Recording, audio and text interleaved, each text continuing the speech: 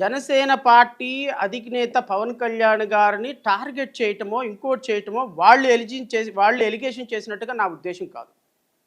రాష్ట్ర ప్రజలు ఒక్కసారి గమనించండి.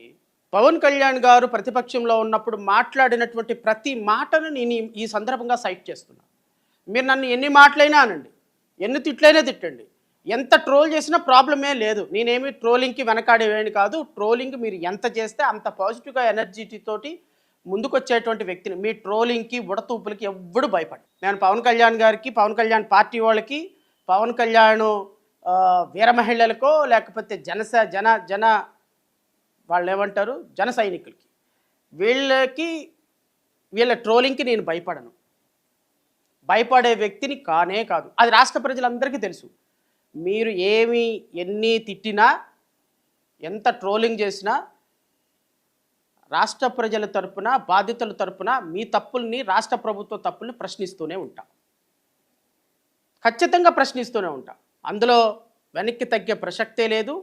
మీరు ఎన్ని భయపెట్టినా, ఎంత చేసినా జై భీమ్రా భారత్ పార్టీ కార్యకర్తలు వెనక్కి రారు, జడా శ్రావణ్ కుమార్ వెనక్కి వెళ్ళాడు. అయితే